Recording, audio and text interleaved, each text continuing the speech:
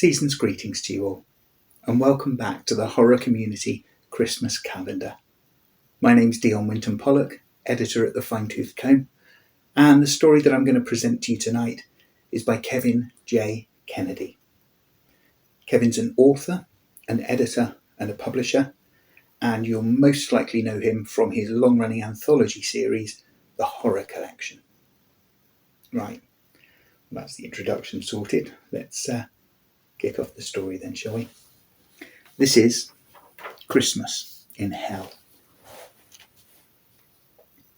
You know, I always hated Christmas. It just wasn't for me. It had basically become a retail holiday where everyone felt obliged to spend money that they didn't have on crap that people wouldn't ever use. Over the years, I received some ridiculous gifts that I can only assume had been Over the years, I received some ridiculous gifts that I can only assume were recycled from the year before. Some of them must have been in circulation for years now. You knew that, right? Lots of people stockpile the gifts that they receive that they consider to be, well, shit, for want of a better word. These items remain in a closet for the next 11 months or so, until the current owner decides to rewrap them, add a new name tag, and then, hey presto, they've spent fuck all, but still have a gift for your sweet ass. Everyone's a winner. Well, everyone except you. Then you'll just hold on to that piece of shit until next year when you can palm it off on some other unlucky prick. I did enjoy the time I spent with loved ones, but that was good at any time of year. I enjoyed eating too much, but then again, it's not exactly like I'm strict with my diet throughout the year. The time off work was probably the only bit that I appreciated. I wasn't one of those Grinch-like assholes, though. I didn't spend the whole season telling everyone how it was all shit and trying to get them to see things my way. People are entitled to do their own thing. Who am I to tell them what to enjoy and what to avoid? I mean, at the end of the day, I got roped into spending the same cash as everyone else and just playing along. My wife and daughter would have killed me otherwise. Living with two women is never easy. But try disappointing them on a special occasion and, well, see what happens. Me? I ended up in hell. Not in a dramatic, my life is falling apart kind of a way. I mean, the real, actual hell. And no, this isn't one of those stories where I tell you, I'm not supposed to be here, and then go on a mission to find redemption. Nor is this a story about how I defeated some great evil, even though my sacrifice means that I have to stay in hell forever. It's much less grand than that. Wherever hell is, they celebrate Christmas too. Of course they fucking do, I can almost hear you saying. But it's not for the same reasons you lot celebrate. And what goes on is very different. But it's called Christmas nonetheless. There is a Santa Claus of sorts, and he does leave presents for some. But everything else is a parody of what I knew and hated. When I first arrived in hell, I got a seat in a waiting room. The heating was turned up higher than any earthbound heating system could have managed without burning out. It would have matched any furnace, and yet there was no fire, just vents pumping hot air out. I wasn't sweating. I didn't catch a light, but the discomfort that I felt was overwhelming. There was a desk with a sign above it saying, "Welcome to Hell." I approached, but the small creature behind the desk held up its paw and said, "We'll call you. Please take a seat," before going back to its newspaper. I moved back and collapsed into the chair. The heat was just debilitating. After 2 hours of sitting around, getting more and more agitated, I approached the desk again, only to get an identical response. When I tried to press the matter, I was ignored and I went a little mental for a few minutes, shouting at this thing behind the desk. But when it finally sunk in that the creature didn't care, that no security was coming, and no one else seemed to be paying me any attention, well, I returned to my seat again, defeated. After what must have felt like a good 12 hours, my name was finally called. I rushed to the desk, only to be told to go into room 666. Total cliche, right? But anyway, I got into the room, and sat in front of me was one of the most gorgeous people I'd ever seen. She was quite disarming. "Please, take a seat," she told me. "Can you tell me why I'm here?" "For your work assignment, of course." No. I mean, why am I here in hell?" "To do your work assignment." The conversation was going nowhere fast, but that's hell for you. I could talk you through the hours that we went round in circles, but why make you suffer? You're not in hell. Yet. I did learn a few things, though. Firstly, people may drop pieces of information in general conversation, but they'll never give you a straight answer to a question. Secondly, time runs much the same as it does on Earth, or at least it feels that way. But in hell it's more personal, vindictive even. When you aren't progressing with whatever it is that's expected of you in hell, time just stops completely. It only moves on when you do. The best example I can give is when I began my first job.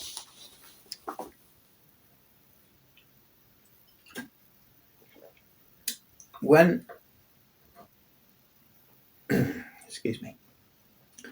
I left the little interview room, feeling pretty exasperated, I walked into a much larger room that held a mixture of people and various creatures that must have run into the thousands. Each sat in front of infernal PCs with headsets on, chattering away. A blonde girl with an unnervingly large grin appeared to... Let me just slightly rephrase that. A blonde girl with an unnervingly large grin appeared to guide me to my station. I couldn't tell if she loved her job or just the fact that everyone else hated theirs. It turned out that for 8 to 12 hours a day, I would be stuck on the phones, cold calling people to sell them crap that they didn't need. No one ever got a sale. It just never did. But you had to try. That got tiresome real fucking quick. After a while, I experimented with hanging up on customers, staying on the line after customers had hung up, and various other techniques familiar to anyone who's been ground down in the call centre industry. None of them worked. As I said earlier, if you weren't doing what you were supposed to be doing, time just stopped for you. Everything else became irrelevant because there was nothing else. We didn't get weekends off either. It's a 7-day week. We did get paid though. And while it is hell, there's no one down there whipping and torturing you. Not unless you choose it. And crazy as it sounds, some days I did go in for the savage whipping, just for the change of scene. When I got off work from my first shift, I was given some money. Everyone gets paid daily in hell. You get a fifth of your salary for whippings and such like, and the rest goes straight into your Christmas account.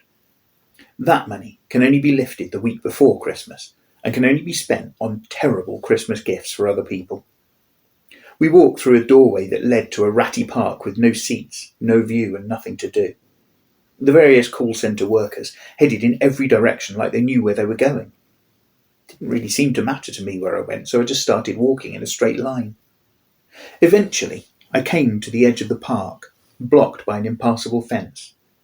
I followed it round until I came to 3 doorways with signs above them. They read, "Halloween Land," "The Gate," and "Just Relax." I picked the last one, obviously, and quickly left the park. To say that was a mistake would be an understatement. It was not relaxing. After paying the entrance fee, I spent the next 15 or so hours being tortured. I'm pretty sure I died a few times in that time. But whenever something serious happened to my body, I blacked out, only to wake up again okay. And then the torture would begin all over again. I was let go 15 minutes before my shift began. The idea didn't thrill me, so I wandered around the perimeter of the park a few times, hoping to find alternatives. But the doors had all disappeared.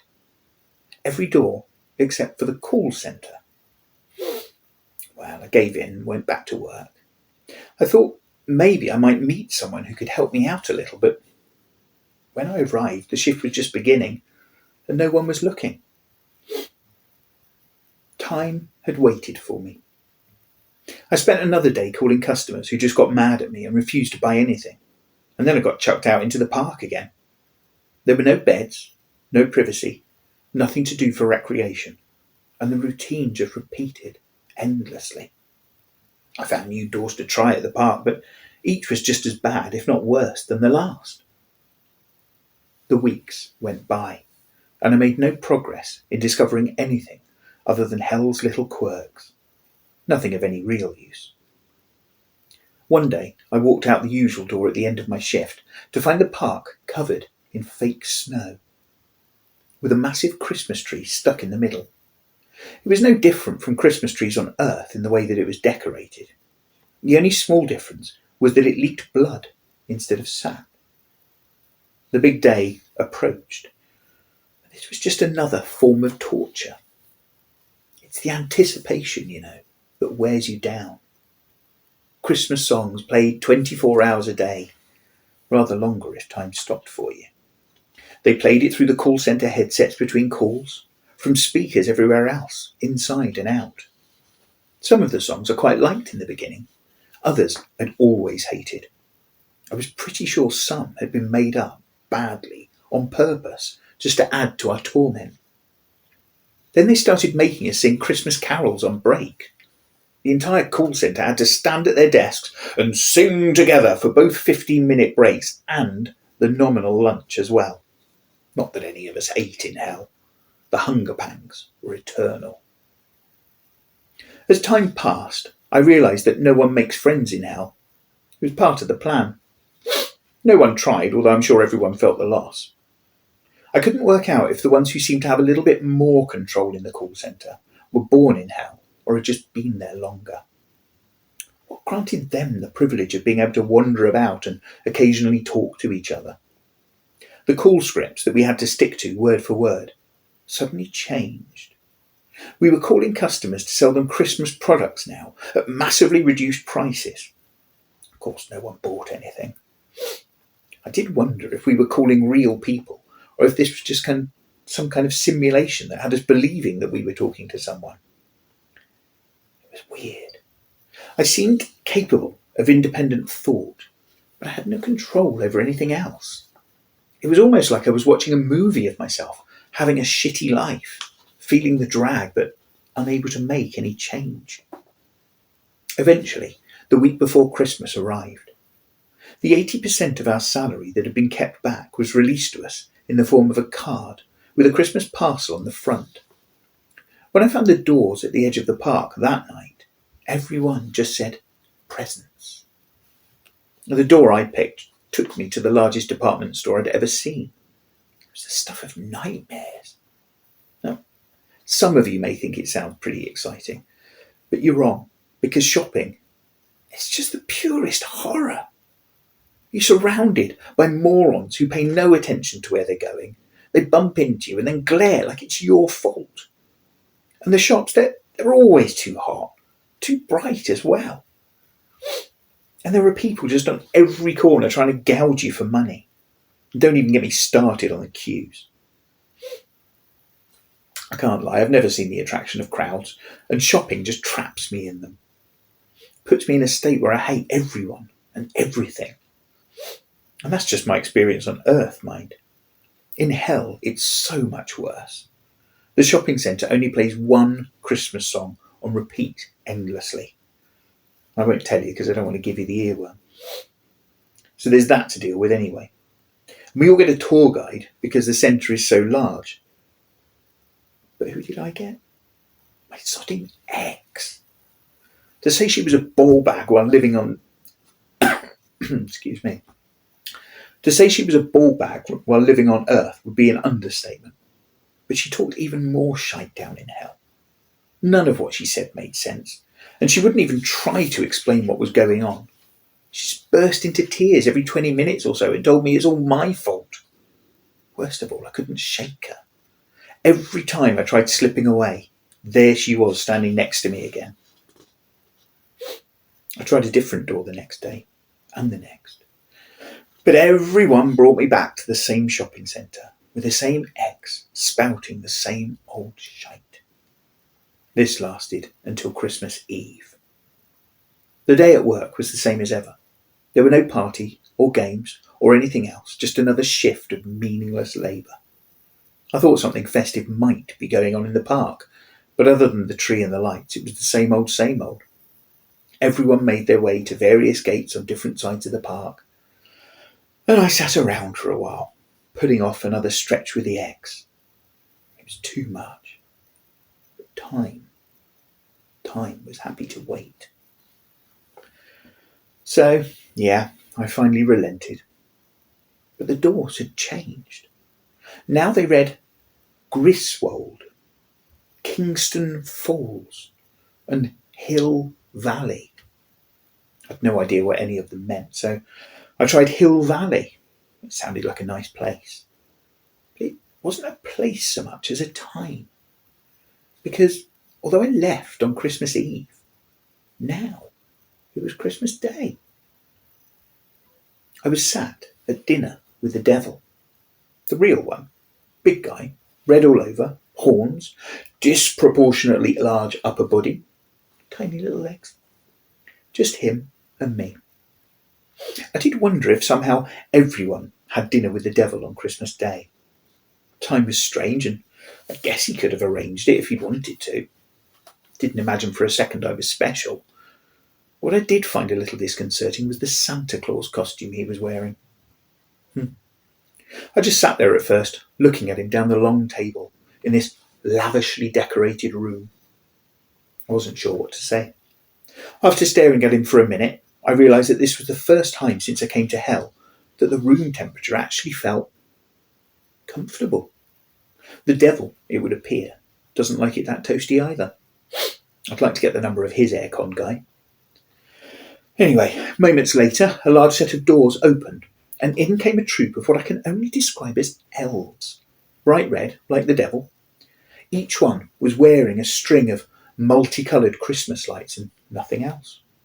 They carried trays of food, which they placed along the tables, placed along the tables, before disappearing back to the door. The devil noticed me looking over everything, puzzled at the feast. That was me, by the way. I'll try that one again. The devil noticed me looking over everything, puzzled at the feast. "You can eat today, son." My eyes quickly moved to him. I thought no one ate in hell. "Well, you can eat today. It's Christmas." I wasn't exactly getting the answers I was looking for, but by now I was used to frustration. Taking him at his word, I grabbed what looked to be a turkey leg and devoured it, the juice dripping from my chin. "Yes, good. Dig in, my boy. For tomorrow you return to the start." "What do you mean?" "Back to the day you came here. You get to anticipate Christmas all over again." He didn't eat. He just sat there, smiling. "I'm sorry, what? I need to go through all this shit again? What's the point of it all?" I bellowed, slamming my fists on the table. I mean, fuck the devil, right? But I did kind of regret it. The guy was built, after all. I half expected him to spring across the table and rip my throat out, but he just sat there, smiling, waiting for me to take my seat again. It was all a bit embarrassing, if I'm honest. "Feel better?" he asked, with a knowing smirk. "A little," I answered honestly. I mean, it's always good to blow off a bit of steam, even if you feel like a fool afterwards. "Good. Now, I have a proposal for you." I blinked in genuine surprise. "Indeed. I'm looking for a replacement demon, a seasonal one. Krampus was killed last year, and my son, who's been hounding me for more responsibilities, has made a royal mess of it this year. The lad is truly evil, but alas has proven to be a disappointment. So, do you want the job?" I did at this point wonder if I was having the longest cheese dream ever. But it was all too real. The smells, the texture, the tedium. You want me to play the anti-Santa? Are you serious? I mean, why me? The whole setup in hell is weird as shit, but he had to have an angle, right? I've watched you. You've kept more of your own mind and memories than most. I'm tired of replacing my minions constantly. You really can't get good staff these days, so I'll take what I can get. But what's in it for me? Why would I want to be one of your minions? This place is... it's insane, and you're in charge. Doesn't exactly scream good boss material, does it? Well, the devil actually threw back his head and laughed at this. Son, the way I see it, you can keep going back to the day you arrived and be a slave to Christmas, or you can go through the transformation and do my bidding on Earth, where you can take out some of that rage and frustration, hunting and killing through the Christmas season. Now, tell me, which of those two sounds like fun? I mean, well, put it like that. Well, as I said at the start, there's no great epiphany. I'm not going to spend eternity trying to redeem myself. I still don't know what I did to get damned in the first place, so fuck it. Here I am now anyway, back on Earth, and leaving my lesson for you, whoever you are. Abandon all hope. By the way, next time I hear a Christmas carol, I'm going to tear everyone in the room to pieces! Merry Krampus. Oh, and if you enjoyed Christmas in Hell, you can find it in Kevin's collection, Merry Fucking Christmas and Other Yuletide Shit. My own cock and bull story should be popping up on the feed soon. Until then, keep reading. Good night.